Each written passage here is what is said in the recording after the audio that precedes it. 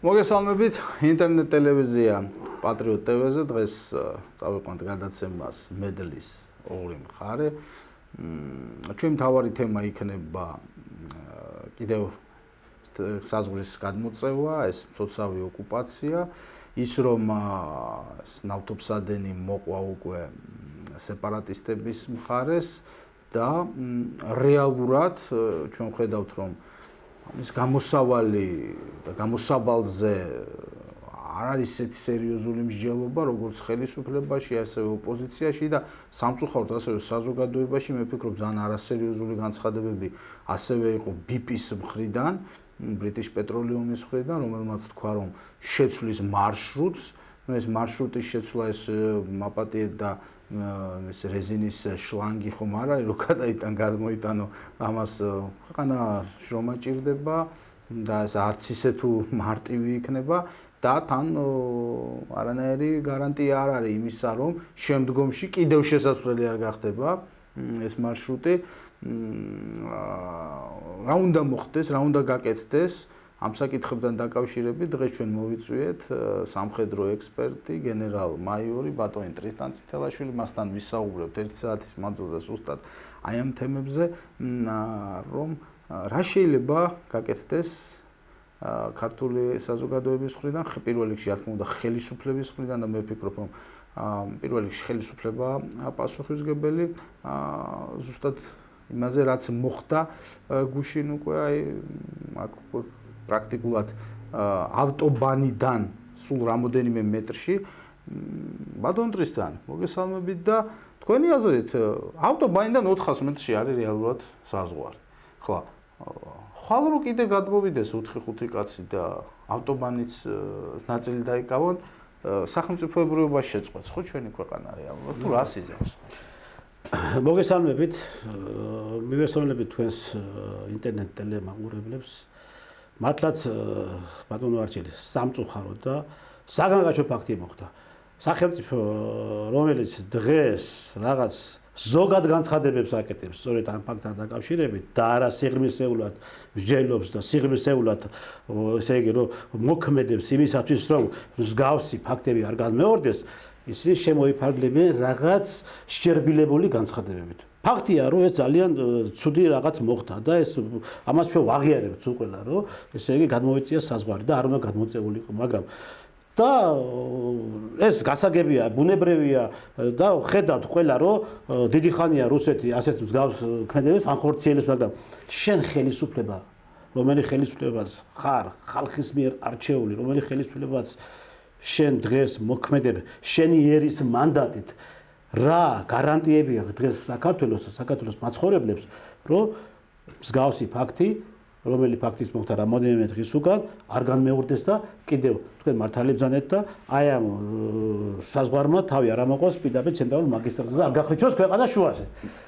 ბატონო ტრისტან, ერთი შეკითხვა მაქვს ესეთი თქვენთან, ის რომ აი საზღვრები იულება ეს ნამდვილად სააკაშვილის და იმდროინდელი ხელისუფლების ბრალია, როდესაც აღადგინა გაუქმებული ოსეთის იმდროინდელი ავტონომიური ოლქი და შემდგომში ამ სანაკოევის დანიშვნის შემდეგ კიდევ შეუმიუერთა ლენინგორის და ეს ტერიტორიები გასაგებია, ამას ნამდვილად ვერ დავაბრალებთ ამ ხელისუფლებას, მაგრამ ჩვენ ყავს ახალი ხელისუფლება, რომელიც ვალდებულია რომ აწარმოოს მოლაპარაკება მათ შორის რუსეთთან. ჩვენ ხედავთ თქვენ თქვით რომ აი რუსეთის მხრიდან ხდება, მაგრამ ახალმა ხელისუფლებამ უნდა აწარმოოს ეს მოლაპარაკება, ხო?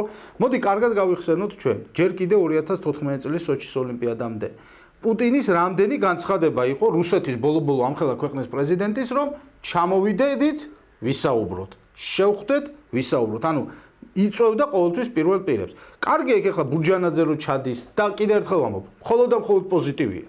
და რაც მეტი ადამიანი ჩავა და შეეცდება რაღაც მეგობრული ურთიერთობების დამყარებას რუსებთან, მაგრამ კიდევ ერთხელ ვამბობ, რომ მე ვფიქრობ, ჩემი თვალსაზრისით შევუცდები და თქვენც მინდა გკითხოთ, რომ ამ საქმის მოგვარება შეუძლებელი იქნება თუ არ მოხდა საქართველოს პრემიერ-მინისტრის ირაკლი ღარიბაშვილისა და ვლადიმერ პუტინის შეხვედრა. მე ვფიქრობ, რომ არანაირი წინსვლა და არანაირი მოგვარება არ მოხდება. ომით და კონფრონტაციით და რაღაც ჩვენ ხიდაშელის სისულელეები რომ მოვისმინეთ, მე ვფიქრობ, რომ ამით უბრალოდ არაფერი არ ეშველება ქვეყანას.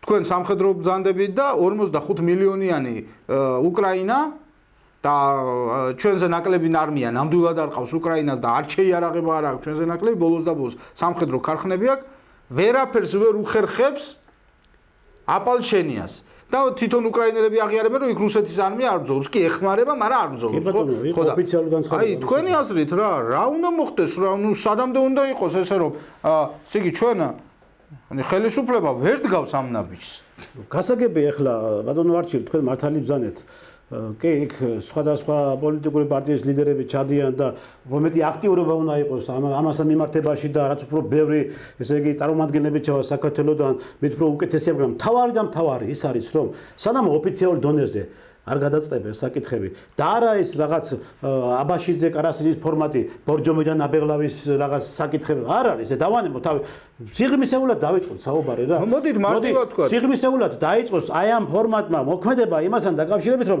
ბატონმა პრემიერ-მინისტრმა კეთილი უნდა ინებოს და ეს აუცილებელია ეს ჭირდება ჩვენ ქვეყანა ჩვენ სახელმწიფოს ეს ფორმატი კარგია ცუდი არ არის მაგრამ აი ეს ამ ხელა პრობლემების წინაშე როდესაც გავარ ამას ვერ გადაწყვიტავს კარასინი და აბაშიძე შედეგი გინდა ჩვენ ბატონო არჩი კარასინი და აბაშიძის ფორმატის საფუძველზე უნდა დაიწყოს სწორედ მომზადება პუტინისა და პრემიერ-მინისტრის შეხვედრის პროცესები პუტინის გარდა ვერავინ რა თქმა უნდა ამ ორი პირი სახელმწიფო პირი ერთი მხარე რუსეთის პრეზიდენტი პუტინი და მეორე მხარე არის საქართველოს პრემიერ-მინისტრი ბატონი გერაბი ღარიბაშვილი და ბოლოს უნდა გაერკვეს საკითხი ხო რა გვინდა ჩვენ ვინა ვარ ჩვენ და რა უნდა რუსეთს და რატო ხდება მსგავსი ესე იგი პროვოკაციები როდესაც რაღაცა გარკვეული სახის გარკვეული ტიპის დათბობისკენ წავა სიტუაციები ხო ამ დროს უკვე რაღაცა უცებ იფეთქებს წალღა მე და ეხლა ესე იგი რაღაც არასერიოზული განცხადებების მომეჩვენა და ასეც არის მე მგონი დამერწმუნებით იმაში რომ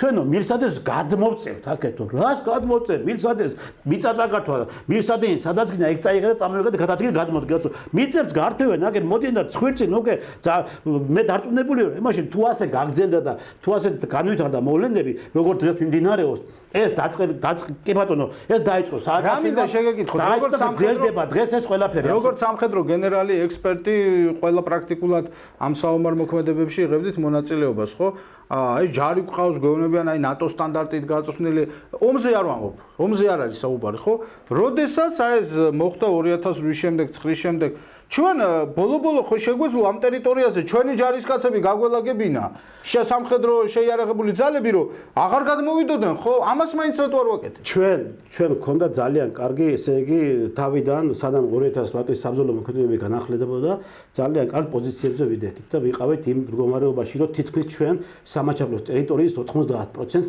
ვაკონტროლებით აბსოლუტურად და ის სტრატეგიული სიმაღლეები, ის სოფლები და ყველა ის ადგილები, რომელიც ჩვენთვის აუცილებელი იყო, ჩვენი კონტროლის ქვეშ იყო. მაგრამ თქვენ მართალი ბრძანეთ, როდესაც შემდგომ 2008 წლის აგვისტოს საბრძოლო მოქმედებების შეწყვეტის შემდგომ და ხელშეკრულება დაედო რაღაც კაბალური ტიპის ხელშეკრულება და ამას დღემდე არ აღიარებენ, თუ ესე იგი სააკაშვილმა როგორ ესე იგი ჩააბარა რუსეთსა როგორ გამოაცხადა კაპიტულაცია და როგორ ესე იგი მიცა და ფოდნოსით მიართვა რუსეთის ტერიტორიები და როგორ ესე იგი ხელი შეუწყო შემდგომ დამოუკიდებლობის გამოცხადებას, ამას არავინ არ აღიარებს, ამას არავინ არ მოწმობს. ჩვენ შეგვეძლო იმ ზორზე, იმ ხელშეკრულების თანახმად, სწორედ იმ საერთაშორისო ჩართულობის თანახმად, საერთაშორისო აქტივობის თანახმად და არათუ აღშფოთება და შეშფოთება, რომლებიც ისინი გამოთქვამენ დასავლეთ, არამედ მათი ესე იგი დახმარებით გაგვიკეთებია ზოლი, რომელიც ზოლის იქნებოდა მთლიანად მაქსიმალურად გამყარებული, დაცული და მსგავსი ესე იგი ტიპის საზღვრების გადაწევები და გადმოწევები არ მოხდებოდა, მაგრამ ეს არ გაკეთა შეგდებულად,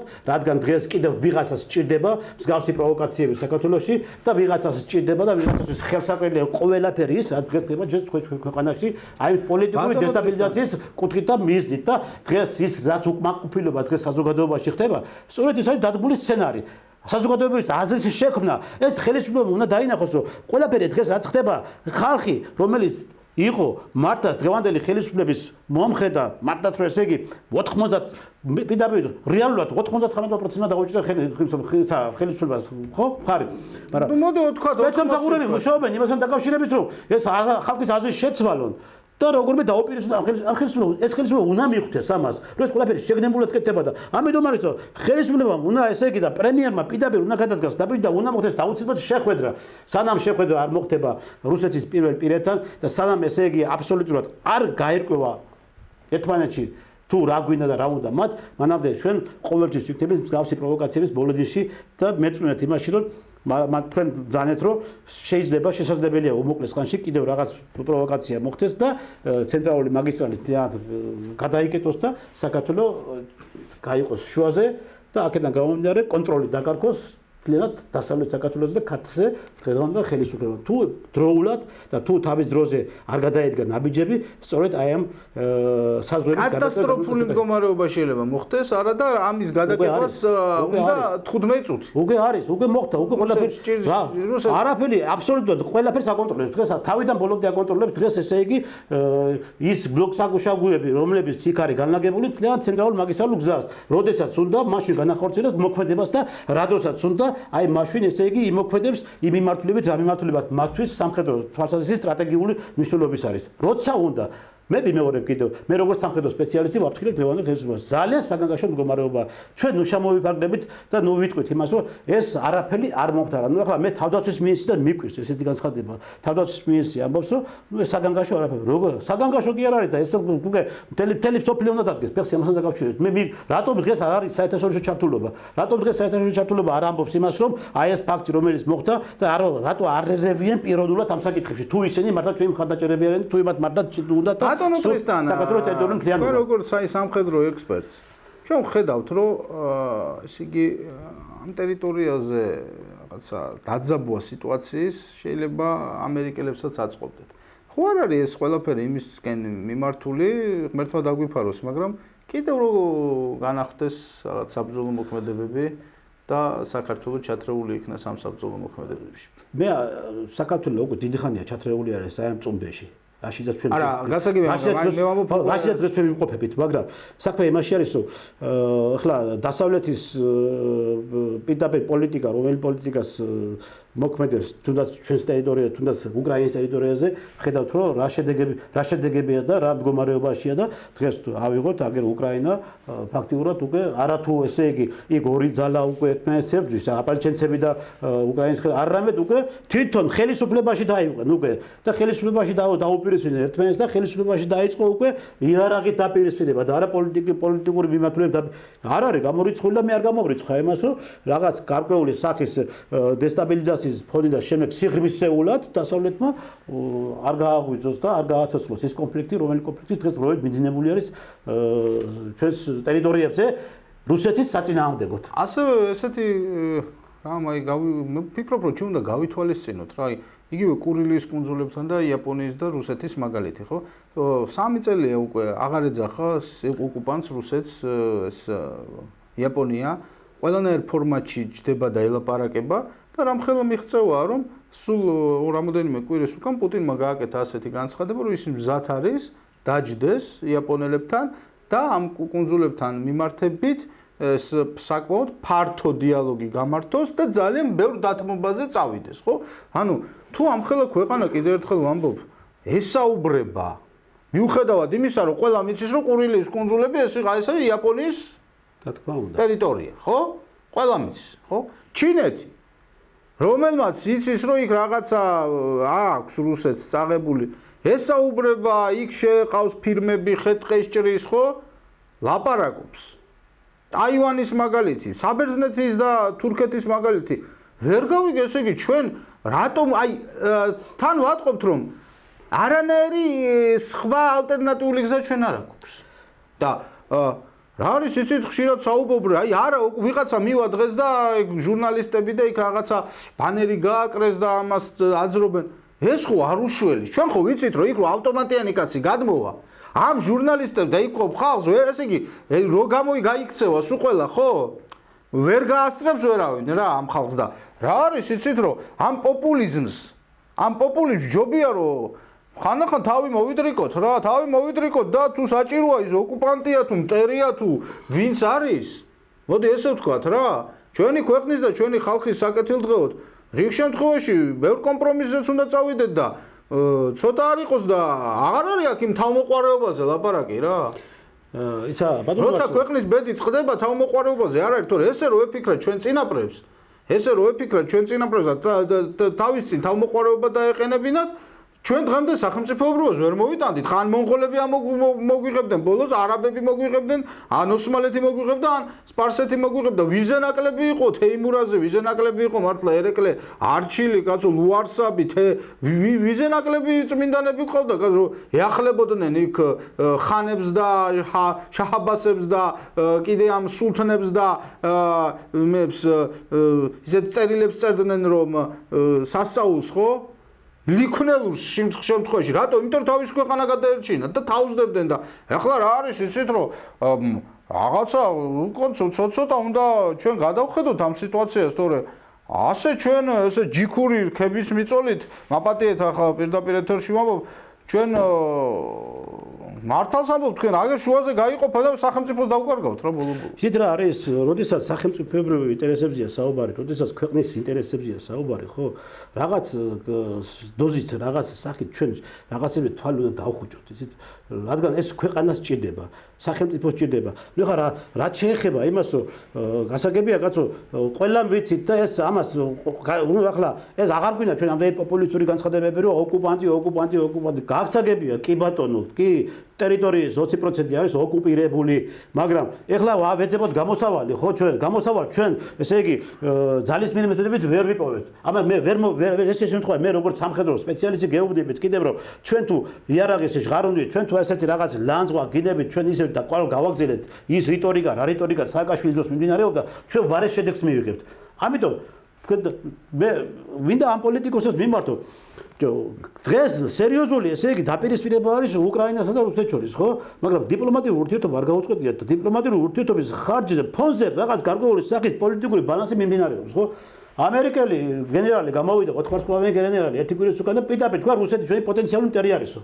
პიტაპი თქვა, რომელიც ახლა დაინიშნა ერთი თანამდებობაზე, ხო რა? მაგრამ ამერიკის პრეზიდენტი იძახის, რომ ჩვენ რუსეთთან უნდა ვაწარმოოთ მოლაპარაკება ბირთვულ იარაღთან დაკავშირებით და ჩვენ ესე იგი უნდა დავაბალანსოთ სიტუაცია, რომ რაღაცნაირად არ გადაიზარდოს შერეულ დაპირისპირებაში. აგარ ქვეყნები ახსენეთ თქვენ ფინეთთან ფინეთის ტერიტორია კარელია წაგებულია, ხო, მაგრამ ამათან ამ ქვეყნებთან ხო რაღაც ტიპის და რაღაც დოზით ხო მიმდინარეობს დიპლომატიური მოლაპარაკებები, ხო, ეკონომიური ესე იგი სიღრმისეულად და სარგებელს ვინ ნახულობს? ისევე ის ქვეყანა ნახულობს, რომელიც ქვეყანას რაღაცა გარკვეული სახის დათომაზე წავიდა, ხო? მოდი ჩვენს გამოვიჩინოთ ეს გონიერება, ჩვენს გამოვიჩინოთ ის პოლიტიკური და ის ჩვენი ქართული ის მენტალიტეტი და ის რესურსი გაგვაჩინა ჩვენს რაღაცა ნაბიჯი გადავდგათ იმასთან ისევე ჩვენი ქვეყნის და ჩვენი ხალხის სასარგებლოდ და მოусმინოთ კაცო იმ პირველ პირს მოусმინოთ პირველნაპირად ჩვენმა იმას რა გვინდა ჩვენ რა უნდა რა გაკეთება რა უნდა გავაკეთოთ. კიდევ ერთხელ ძალიან კარგია ისევე არ შეიძლება ის ფორმატი რაც არის იგივე ნინო ბურჯანაძის ჩასვლა, სხვა არასამთავრობოების ჩასვლა, ნებისმიერი პოლიტიკოსის ჩასვლა, ეს არის კარგი. და ამას ჩვენ არ ვდავთ. იგივე ბორჯომი, იგივე წვანილი, ძალიან სერიოზული. მაგრამ კიდევ ერთხელ ვამბობ, რომ იმ პრობლემებს, რომელი პრობლემებიც ჩვენსა და რუსეთის ქვეყანას შორის არსებობს, ამისთვის აუცილებელია პირველ პირებს შორის იყოს კომუნიკაცია. არ არის პირველ პირებს შორის კომუნიკაცია. მე ვფიქრობ, ისიც რა არის ახლა, კარგად გამიგეთ და როდესაც ხედავ მე მსგავს ესე იგი რაღაც ქმედებებს რუსეთის მხრიდან და საქართველოს დღევანდელი ხელისუფლება მადლობა ბატონო მათ, დიდი მადლობა იმისათვის, რომ ის ტირანი და ის რაღაც ტერორისტული ორგანიზაცია, რასაც ქვია ნაციონალური მოძრაობა ჩამოაცილეს ქვეყნის ხელისუფლების მართვას, მაგრამ ის რომ დღეს ისინი პასიურობენ ამ მიმართულებით და მე მგონი მე ასე ვიტყოდი რომ ვიღაცა რომელიღაც რაღაც ორგანიზაციის ზეწოლის ქვეშ ხომ არ იმყოფება დღევანდელი ხელისუფლება იმასთან მიმართებაში რომ დღევანდელი ესე იგი ბატონო ტრისტან პირდაპირ ხედავთ ხო ჩვენ რეალურად პირდაპირ ხედავთ ქვეყანაში რომ არის ეს რაღაც არასამთავრობო სექტორის შექმნილი დიდ ნაწილზე ვამბობ უпроსტად არის 18000-მდე არასამთავრობო აქედან სულ მოქმედია ახლობთ ერთი 400-500 და მოქმედი არასამთავრობო ორგანიზაციებიდან მოქმედი. ნუ შეიძლება 1000-ია მოქმედი, რა მნიშვნელობა აქვს, მაგრამ ნუ 18000 არის ოფიციალურად რა. მხოლოდ და მხოლოდ 5 არასამთავრობო ორგანიზაცია არის, რომელიც არც ტელევიზორს ცილდება. საინფორმაციოები აღვთ. კოჟორიძე, ეს გიგაური, ეს რა ქვია ეს ლომჯარია, ну, არდება ხო, პარლამენტში არის, პარლამენტში ზიან, პრეზიდენტთან შეხვედრები არის, პრეზიდენტთან ზიან და რეალურად ეს ხალხი ახდენენ მე რიგ შემთხვევაში მინისტრების დანიშვნას, მოადგილეების დანიშვნას მეცაც გეტყვით, ხო? მეცაც გეტყვით. აი, იყო რაღაც აქციები პრეზიდენტის ადმინისტრაციას და რომელშიც ჩვენი ორგანიზაციის ახალგაზრდულმა წევრებმაც მიიღეს მონაწილეობა, თქვენც იღებდით იქ მონაწილეობას და ესეთი პასუხი საპრეზიდენტის აპარატიდან, რომ იცით, აი ჩვენ თუ ჩავთვლით საჭიროთ, რომ პრეზიდენტი უნდა შეხვდეს, კი ბატონო. კაცო, მაინდა-მაინც უკანალის მიმცემი უნდა იყოს, კაცი რომ შეხვდეს პრეზიდენტი, მაინდა-მაინც როსის ფულს უნდა იღებდეს რომ პრეზიდენტი ხდებოდეს? მაინდა-მაინც ესე იგი, იმისი, რა ქვია, თავისუფლების ინსტიტუტთან უნდა მეგობრობდეს რომ პრეზიდენტი ხდებოდეს? აი ეს არის საინტერესო რომ ვისი პრეზიდენტია, რისი პრეზიდენტია, თუმცა ხო აღმოჩნდა კიდეც კაცო, კაცმა რომელმაც აირჩია და ვისი როგორც იტყვიან ხათრით და ხვეწნით და მუდარით აირჩიეს, იმ კაცს დაარტყა დანა პირველი ზურგში ამ კაცმა და ახლა იმას ქვეყანას და მას რომ ხალხი რო არ აინტერესებს და პლასტენილი ვარო, კაცი რო იტყვის, მეტი რაღა უნდა ვთქვათ, ხო? მაგრამ აი ამას რომ ჩვენ ამას წინაც სხვათა შორის სულ საუბრობენ ბატონ ტრისთან, რომ აი იცით რა, აი არასამთავრობო სექტორი, ზოგი რუსეთიდან ფინანსდება, აი რაღაც ესე და პოლონეთის მაგალითი დავაყენე მე ეს საკითხი ობიექტივში ვსაუბრობ, პოლონეთის მაგალითი შემოიღოთ 1%-ის დაფინანსება, რაც ნიშნავს აი ამ ევროპაში როდესაც საუბრობენ და აქებენ ჩვენთან რომ ახალი ევროპა, პოლონეთი. ევროპაში და პოლონეთში აკრძალულია ნებისმიერი სხვა ქვეყნის ან საელჩოს ან ქვეყნიდან არასამთავრობო სექტორის დაფინანსება. ამერიკის შეერთებულ შტატებშიც ასევე აკრძალულია. ამერიკის შეერთებულ შტატებში, ხო და პოლონეთის სახელმწიფოში როგორი კანონი მოქმედებს, რომ ნებისმიერი მოქალაქე, რომელსაც კიდეც პენსია ერიცხება, ან ხელფასი ერიცხება და აქვს ეს შემოსავალი სახელმწიფო ხომ მას რაღაც ბეგარას მაინც არტყევს, ხო? აი იმ ბეგარის 1% შეუძლია გადაურიცხოს ნებისმიერ არასამთავრობო ორგანიზაციას. ჰუმანიტარულ ორგანიზაციას ასევე, ხო? და რეალურად ხალხი თვითონ ირჩევს, ვინ დააფინანსოს. და ჩვენ რა ვხედავთ დღეს საქართველოში, რომ ერთ ორგანიზაციას აქვს სასტარტო ყველანაირი პირობა, სასათბურე პირობა, რომლებიც მილიონობით ფინანსდება თან მხოლოდ და მხოლოდ ერთი დარგით. ეს არის ან ეკლესიის წინააღმდეგ უნდა გამოდიოდეს, ან ქართული კულტურის წინააღმდეგ უნდა გამოდიოდეს, ან აი ამ რაღაც ურჯულოებას, უჯიშობას, ამ მამათმავლებს და იმას უნდა უჭერდეს ხარს. ანუ ყველაფერი საქართველოს საწინააღმდეგოდ, ხო? და მეორე მხრივ არასამთავრობო სექტორი, რომელსაც უნდა რაღაცის გაკეთება, მაგრამ მას არ აქვს არავითარი საშუალება. ამიტომ აი როდესაც ამობენ, აი რუსოფილები, რუსეთის ფული აუგრძალოთ ნებისმიერი ქვეყნიდან არასამთავრობო ორგანიზაციების დაფინანსება. ნებისმიერი არ აქვს მნიშვნელობა რუსეთი, უკრაინა, აზერბაიჯანი, სომხეთი, ამერიკა, ყველა არასამთავრობო ორგანიზაციას არ მოხდეს დაფინანსება. იმიტომ რომ მოდი მარტივად ვთქვათ რა, ნებისმიერ უცხო ქვეყანას მაინც აინტერესებს პირველ რიგში თავის თავი რა. და ის როდესაც რაღაცას დააფინანსებს, აფინანსებს სათავისოდ და არა საშენოდ რა. და მოდი, კი ბატონო, რუსები შევწყვიტოთ ყველანაირი ეს დაფინანსება რა. თუ ბატონო არჩილი მე გეთანხმებით და სხვათა შორის არის არასამთავრობო ორგანიზაციები, რომელი არასამთავრობო ორგანიზაციის მართლაც აკეთებენ საქმეს და ქართულ საქმეს აკეთებენ. აკეთებენ გეუბნები. მაგრამ ძალიან კარგად აკეთებენ. აი მე მინდა გითხოთ, თქვენ მაშინ როდესაც ჩაატარეთ აქცია, ბრიფინგი, 15-მდე არასამთავრობო ორგანიზაცია იყო მისული, ხო? ერთი ტელევიზია რატო არ მივიდა? აბა ერთი კაცი მისული ხო ამერიკა დროშა მოხვეული. ამერიკის დროშის მოხვეული. ხო გამოვარდებოდა მთელი ტელევიზიები და ხო გააშუქებდა. სხვათა შორის ასეთი ფაქტები ბევრი იყო. მილიონი, ხო? და სხვათა შორის გუშინ თქვენ თუ ნახეთ პარლამენტში, ესე იგი კომიტეტის სტომა იყო თუ არ ვიცი რაღაც საინფორმაციო გიგაური ჩადის პარლამენტში და რაღაც ესე იგი საუკეთესო პარლამენტის წევრებს, საუკეთესო პარლამენტის თავმჯდომარეებს, თუ იმას რა ქვია თანამშრომლებს აჯილდოებს. გესმის? არასამთავრობო ორგანიზაციას აჯილდოებს. მათ შორის იქ ბესელიემაც მიიღო რაღაც სიმბოლური ისის აჯილდოებს, ხო? ეხლა გიგაურის და ლომჯარია, რომლებიც თქვენ ჩამოთვალეთ და სხვა დანარჩენი ორგანიზაციები, როგორც უნდა ისე გამიგონ რა. ტყილა ფულს არავინ არაფერში არ გადაუხდის. თუ მისი დაკვეთა არ გააკეთეს. სადაც უნდა რომელს ნებისმიერ დროს დაუჯდები და ვეკამათები ამ საკითხზე. როდესაც მე ფულს ვიხდი იმ შემთხვევაში, როცა შენ ჩემს საქმეს აკეთებ.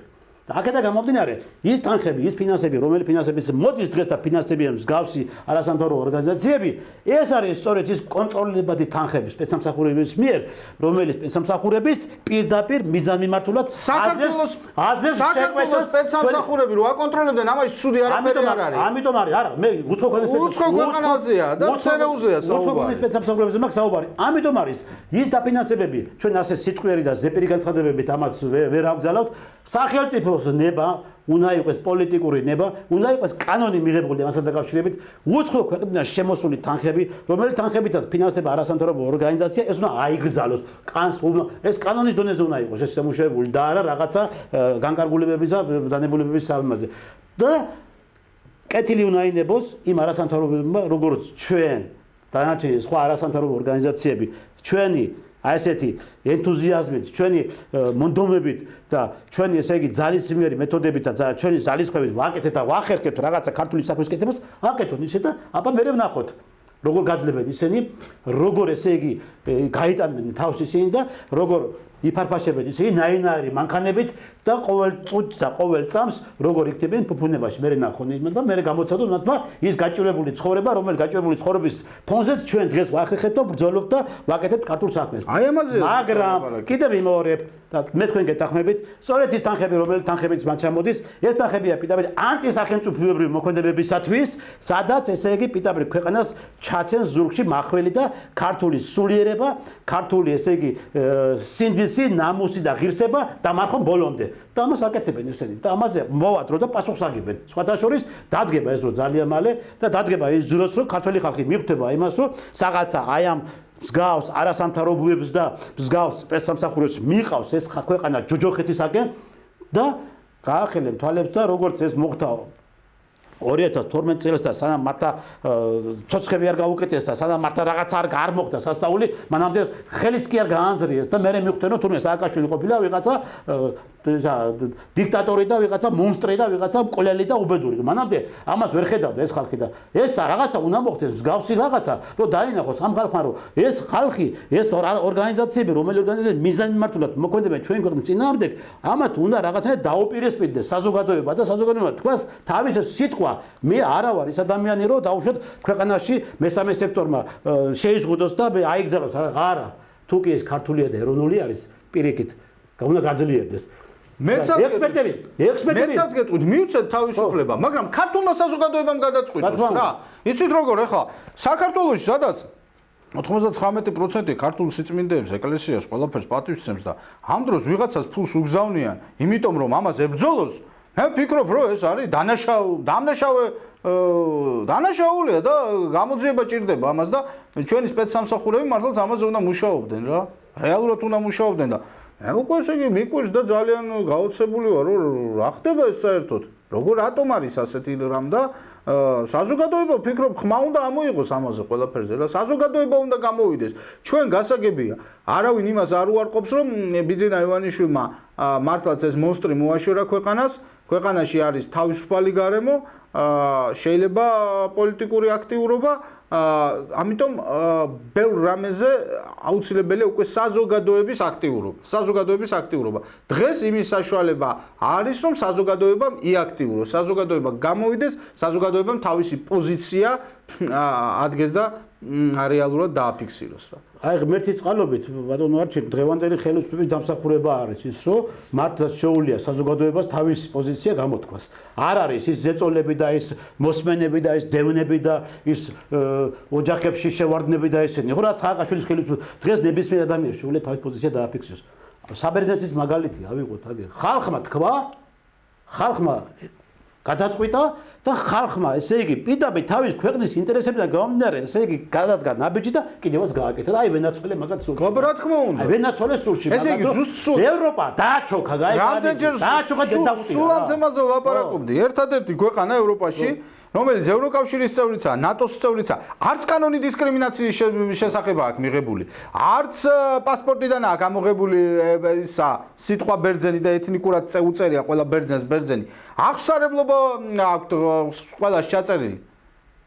და თავისი როგორც იტყვა ჯული, ჯიში, ჯილაგი არ ამოუშანთიათ. რა ხდება ეს ჩვენ? რატო ვეკითხებით კაცო ან ამდენს ამ ამერიკის ელჩს, ან სხვა ქვეყნის ელჩს? ელჩი იმისია, რომ იყოს და რაღაც ორ ქვეყანას შორის ურთიერთობებს აგვარებდეს და არა ის, რომ გამოდიოდეს და ეს მინისტრად დანიშნე და ის მოადგილეთ და ეს პარლამენტში უნდა შევიდეს და ის პარლამენტ გარეთ უნდა დადგეს და ეს აქცია უნდა დაირბეს და ეს აქცია არ უნდა დაირბეს და რა არის ეს ჩვენ ელჩი გვინდა კი ბატონო, მაგრამ ეს მეფის ნაცვალი არ გჭირდება რა. და მეფის ნაცვალზე უარესი კიდე.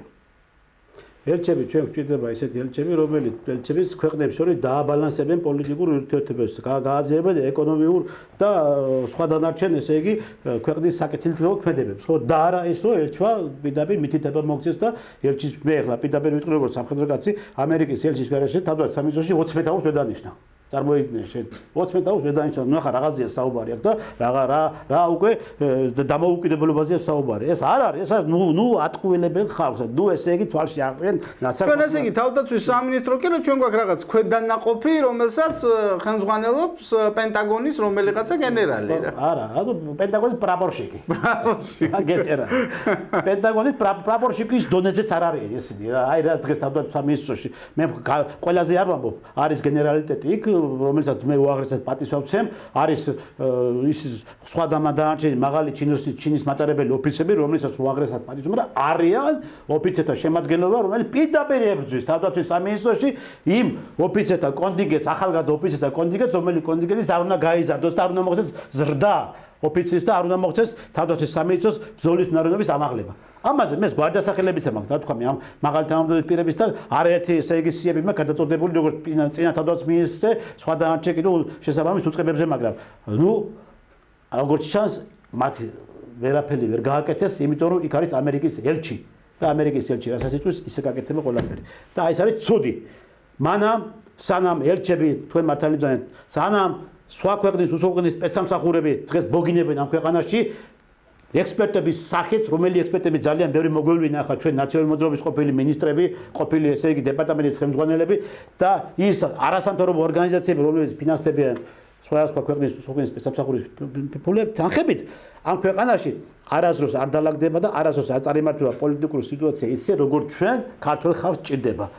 და კიდევ ვიმეორებ, რაც მთავარია და რაც აუცილებელი არის, ბატონი ირაკლი ღარიბაშვილი უნდა შეხვდეს პუტინს აუცილებლად და უნდა წავიდეს საუბარი პირდაპირ სიღრმისეულად იმ პოლიტიკურ საკითხებზე, რომელიც პოლიტიკური საკითხები დააბალანსებს ორი ქვეყნის ურთიერთობას და ეს საკითხები იქნება ჩვენი ქვეყნისთვის სასარგებლო და წინ გადადგმული ნაბიჯი და აუცილებლად უნდა აღდგეს დიპლომატიური ურთიერთობა, ეს აუცილებელი არის, ამის გარეშე არაფერი არ მოხდება და უნდა ესე იგი არ უნდა იყოს სამმხრივი სავიზო რეჟიმი უნდა იყოს ორმხრივი და უნდა მოიხსნას ერთლიანად და უნდა ესე იგი მიეცეს საშუალება და ის რესურსები, როგორც სახალხო დიპლომატია, ისე სიღრმისეულად სამთავრობო დიპლომატია და პოლიტიკური დიპლომატია უნდა იყოს გამოყენებული დღეს მხოლოდ იმ მიმართულებით, რომ ჩვენ ქვეყანაში იყოს სტაბილური მდგომარეობა რუსეთთან მიმართებაში. მეზობელი, რომელიც ხვირწინ ყავს, მასთან აუცილებელია გაარკვიოს სიტუაციის და უნდა ესე იგი დაალაგო ესეთი მდგომარეობა, რომ შენ ხვალ და ზეგ არ ქონდეს საფრთხე და არ ვიყოს საფრთხის წინაშე ესეთი, როგორც ახლა დღეს ვიმყოფებით რა და დღეს კიდევ ვიმეორებ, შეიძლება ხვალ დილას გათენდეს და ცენტრალური მაგისტრალური გზა იქნეს გადაკეტილი და გახლეჩილი საქართველოს შუაში და სახელმწიფო მოშილი. ეს მოსალოდნელია ყოველ წუთში. და როგორ ძინავთ დღევანდელ მინისტრებს და დღევანდელ ესე იგი პოლიტიკოსებს შვიდად მე მიკვირს. ჩემთვის ეს გასაკვირი არის. თუ იმ საზღვრის ხაზია ლაპარაკი, მართლა ეს მინისტრი უნდა ჩავიდეს თავდაცვის, ხო? რა უნდა იქ ჟურნალისტები არც უნდა მიუშვან, იმიტომ რომ სახიფათო ზონაა უკვე. ეს არის რეალურად კონფლიქტის ზონა, ხო? კონფლიქტის ზონა. რას აკეთებს ეს სამხედროები, რაში გჭირდება მაშინ ეს სამხედრო ტექნიკა რო ყავს? ან საერთოდ რა არის ეს, რა მიდგომა არის, რა დამოკიდებულება აქვს ქვეყნისადმი? მე წარმოდგენა არ მაქვს, იმიტომ რომ ნუ ხედავ რა პირდაპირ უკვე როგორც კი გორის ესე იგი ამ პერევალს გადასცდები, უკვე პირდაპირ ჩანს ეს აი პირველსავე საგუშაგოდან სადაც ესე იგი გადის ეს ზოლი პირველსავე საგუშაგოდან პირდაპირ პირველი საცეცხლე წერტილი ჩანს ჩვენი ქართული აკადემია არ უნდა იქიდან წამოსვლა არანაირ ქვედანაყოფებს აბსოლუტურად დასვამენ რამოდენიმე სნაიპერს და ვისაც უნდა რომელ პარლამენტარსაც უნდა რომელ კომიტეტის თავმჯდომარესაც უნდა რომლებიც დაიარებიან ქუთაის თბილისი ხო რა დროსაც უნდა ინფორმაციას მიცემენ და დამთავრებული საკითხი არის ლიკვიდირებული არის ის უკვე ხო აი ამხელა ამათ ვერ წარმოუდგინეთ ჩვენ ამხელა საფრთხის წინაშე დგავართ ესენი ამას ვერ აღიქვამენ კაცო და ვერ ესე იგი აიტყობა ან არან უნდათ გაიგონ ან ვერ გებულობენ ხო მაგრამ ცხვირწინარი მე როგორც სამხედრო სპეციალისტი პირველი ჩემი ამოცანა არის რომ მე არათუ ვინადირო ჯარისკაცი არამედ ვინადირო ხელმძღვანელ პირებზე რომ შემდგომ ესე იგი დემოლარიზებული შევქნათ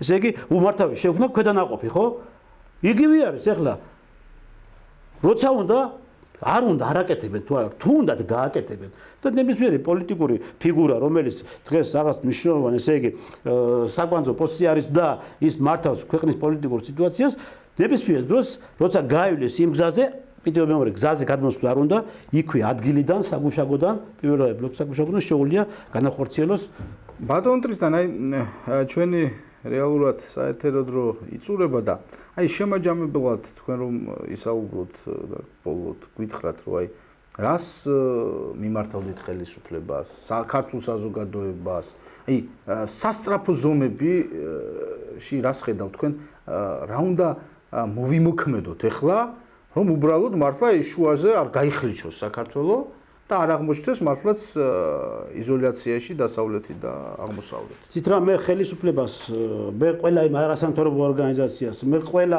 საზოგადოების ნაწილს მოდი ესე ვთქვათ რა არჩილ რომ თავი დავანებოთ დღეს პოლიტიკურ ესე იგი რაღაც შეხედულებებს და თავი დავანებოთ ოპოზიციონერებას თავი დავანებოთ აპირისპირებებს დღეს არის საჭირო ერთად დგომა ხო ამისათვის საჭირო არის და არა ჩვენ ავდგეთ და დავირაზმოთ და ავისხათ იარაღი და წავიდეთ და კიდევ ერთი უბედურება დავატიროთ ამ ქვეყანაში არამედ თხოვნა საზოგადოებამაც არასამთავრობო ორგანიზაციებმაც ნებისმიერმა მოქალაქემ თხოვოს დღევანდელ ხელისუფლებას რომ წავიდეს და დიალოგზე რუსეთთან დიალოგი აუცილებელი, შეხვედრა აუცილებელი და ამ შეხვედრისა დიალოგის ფონზე მეერწმუნეთ თქვენ იმაში, რომ ეს მსგავსი პროვოკაციები შეწყდება და მსგავსი ესე იგი ქმედებას ადგილი აღარ ექნება. ეს არის პირველი ნაბიჯი და პირველი აუცილებელი გასაკეთებელი და არა რაღაცა ზედაპირული განცხადებების კეთება და რაღაცა ისეთი რიტორიკული განცხადებების კეთება, რომელიც კიდევ ერთხელ გააღიზიანებს მოწინააღმდეგე მხარეს. დიდი მადლობა. ვფიქრობ, რომ დღეს ძალიან საინტერესო ეთერი გქონდა. მადლობა გადავხვდით ჩვენთან სტუდიაში მობრძანებისთვის სამხედრო ექსპერტს გენერალ-მაიორს ბატონ ტრისტან წითელაშვილს, რომელმაც საკმაოდ ესეთი ამომწურავი პასუხი გაგვცა. მე ვფიქრობ, უკვე ჯერი მართლაც საზოგადოებაზე, ხელისუფლებაზეა პირველ რიგში და ჩვენი თხოვნაც იქნება ბატონი პრემიერის ჩვენ ვთხოვთ, რომ მან ბევრი ვაჟკაცური ნაბიჯი გადადგა, მათ შორის აი ამ ბოლო დროს მისი გადადგმული ვაჟკაცური ნაბიჯი, რომ ჩვენ შევიტანთ კონსტიტუციაში და ოჯახს დავარქვევთ ქალის და კაცის ერთობას და მე ვფიქრობ, რომ ის გადადგავს აუცილებლად იმ ნაბიჯს, რასაც ქვია პირდაპირ დიალოგის გამართვა რუსეთთან და პირდაპირ შეხვედრა რუსეთის პრეზიდენტთან ბატონ ვლადიმერ პუტინთან. რის შემდეგაც ჩემი თვალსაზრისით ყველაფერს რომ თავი დავანებოთ, პოზიციას მაინც გავიგებთ. პოზიციას ოფიციალურ პოზიციას თუ რას გთხოვს რუსეთი, რას მოითხოვს ჩვენგან, ჩვენ რას მოვითხოვთ მათგან და რა გზებით შეიძლება მოხდეს აი ამ უმძიმესი კონფლიქტური რეგიონების აფხაზეთის და სამაჩაბლოსში სიტუაციების განმოხტვა. დიდი მადლობა კიდევ ერთხელ ბატონ ტრისტან და მადლობა ჩვენს მაყურებელს. მადლობთ, კარგად ვანძებოდეთ. ნახვამდის.